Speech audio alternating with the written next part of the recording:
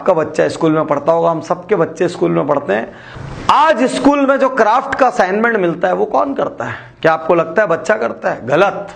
या तो वो उसकी मां करती है, या उसकी बड़ी बहन करती है, या हर शहर में ढेर सारे ऐसे एजेंसीज खुले हुए हैं, ऐसे आर्टिस्ट बैठे हैं जिनको पता है स्कूल में किस क्लास वालों को क्या जमा करना चाहिए। मजे से हजारों रुपए चार्ज करते हैं, माएं उनसे बनवाती है और ले जाके स्कूल में सबमिट कर देती है। हमारे देश की क्रिएटिविटी।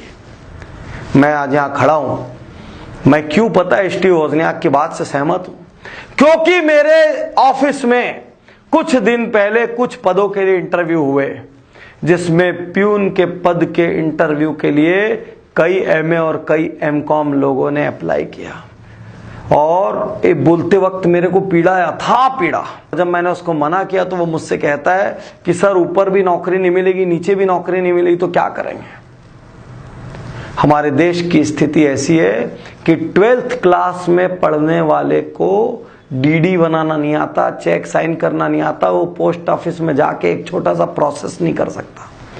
कई बार यह संभव है कि उसने बैंक तक में कदम न रखा हो। यह कैसी एजुकेशन व्यवस्था है जो फेल होने की इजाजत ही नहीं देती, जो प्रयोग करने की इजाजत ही नहीं देती। कुछ दिन पूर्व फ्लाइट में मुझे अमेरिका का एक प्रोफेसर मिला। वो कहता है हमारे यहां बच्चा स्कूल पास होते होते और फर्स्ट सेकंड यूजी तक आते आते वो कई बार अपने बिजनेस शुरू करके फेल हो चुका होता है, और हमारे यहां का बच्चा ग्रेजुएट होते तक भी मां के पल्लू से बंधा हुआ रहता है। वो कहते हैं हमारे यहाँ का बच्चा कपड़ा धो लेता है, हमारे यहाँ का बच्चा फील्ड वर्क कर लेता है, हमारे यहाँ के बच्चे को गार्डनिंग आती है, हमारे यहाँ का बच्चा मशीन सुधार लेता है, हमारे यहाँ का बच्चा एडवेंचर कर लेता है। हमारे यहाँ का बच्चा क्या करता है? कुछ नहीं करता, क्योंकि उसके घर वाले हर चीज उसको मैनेज करके दे देते हैं। एक तरफ घर मैनेज करके दे देता है, दूसरी तरफ स्कूल प्रयोग नहीं करने देता। क्या गलत कहा स्टीव वोजनियाक ने? क्या गलत कहा? मैं आपको बता रहा हूं, यही चलता रहना, भारत पढ़े लिखे अनएम्प्लॉयबल लोगों का देश बन जाएगा।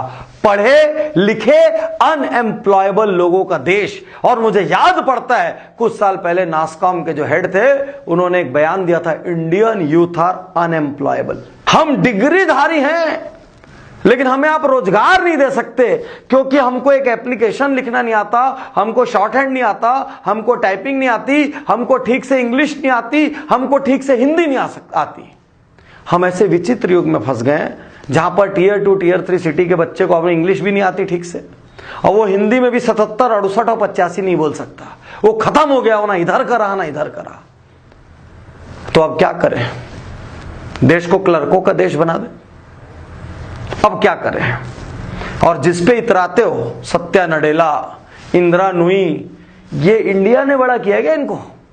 ये सब की प्रतिभा फॉरेन में जाके जब इन्होंने पोस्ट ग्रेजुएशन किए, बड़ी बड़ी कंपनी में वो सोचने का इकोसिस्टम मिला, तब जाके सत्या नडेला बने और इंदिरा नूई बने। ये तो आप और हम खुश होने के लिए बोलते हैं, भारतीय मूल के होते रहिए खुश, लेकिन वही सत्या नडेला हिंदुस्तान में रहते तो निपट जाते हो। वही इंदिरा नूई हिंदुस्तान में रहती तो आधे समय वो घर में बच्चों को बैलेंस करने में, बाद में सास ससुर को बैलेंस करने में, उसके बाद समाज को बैलेंस करने में, उसके बाद वर्क प्लेस को बैलेंस करने में खत्म हो जाती। यही इंडिया है। क्या हम ऐसे इंडिया से अगली सदी में जाएंगे? आज इस केस स्टडी के माध्यम से मैं आपको जगाना चाहता हूं, क्योंकि हमारा काम यही है। एक्सीलेंस गुरुकुल और वीआईपी जैसे प्रोग्रामों में लोग आते हैं, अलग अलग केस स्टडी से हम उनको जगाते हैं, उनको सोचने पे मजबूर करते हैं। देखिए दुनिया में क्या हो रहा है, दुनिया क्या कर रही है।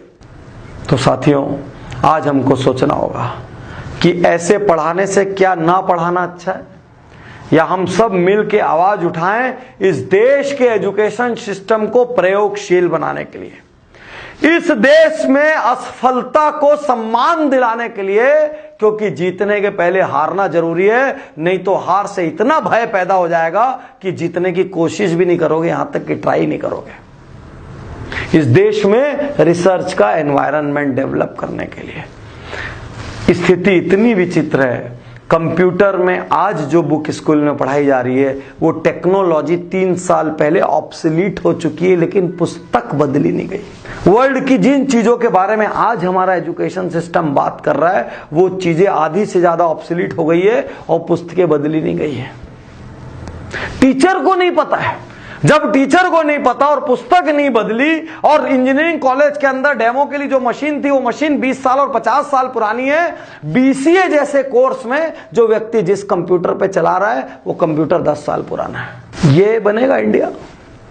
इस तरीके से हम बनेंगे सुपर पावर, या इस तरीके से हम इंडिया से निकल के दुनिया में जहां जहां भी कोई अचीव करेगा उसको भारतीय मूल भारतीय मूल भारतीय मूल बोल के खुश होते रहेंगे? अब भारतीय मूल नहीं, भारत में टैलेंट पैदा करने होंगे।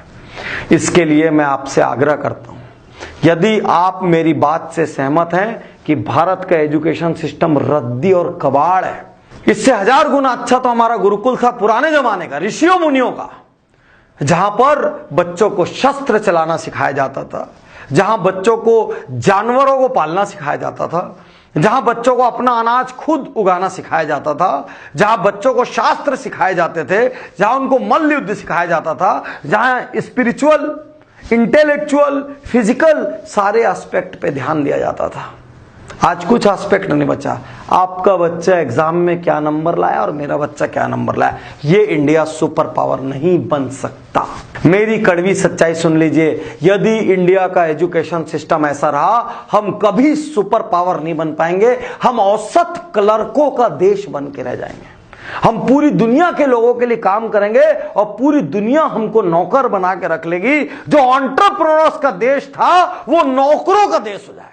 यदि आप मेरी बात से सहमत है कि भारतीय एजुकेशन सिस्टम को स्क्रैप करके प्रैक्टिकल एजुकेशन सिस्टम, जिसमें प्रैक्टिकल लर्निंग हो, जिसमें इंटेलेक्चुअल, जिसमें सोलफुल, जिसमें फिजिकल, जिसमें अपने आप से एकांत में बात करना सिखाया जाए, जिसमें खुद का स्वॉट, स्ट्रेंथ, वीकनेस, अपॉर्चुनिटी, थ्रेट जैसे एनालिसिस करना सिखाया जाए, जिसमें लिसनिंग पे जोर दिया जाए, जिसमें प्रैक्टिकल और प्रैक्टिकल पे फोकस हो, ऐसा एजुकेशन सिस्टम यदि लाना है तो आपको इस वीडियो को शेयर करना होगा।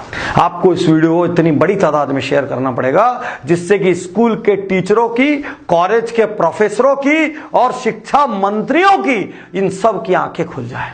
आपको इसको भारत का टॉप ट्रेंडिंग वीडियो बनाना पड़ेगा यदि आपको अपने बच्चों को बचाना है, नहीं तो कल आपके माता पिता होने पे आपको अफसोस होगा, क्योंकि आपके बच्चे पूछेंगे बड़े होके इससे अच्छा तो पापा नहीं पढ़ाते तो ज्यादा अच्छा होता। यदि मेरा क्राफ्ट स्कूल से लाके मम्मी को ही करना था तो नहीं करवाते क्राफ्ट।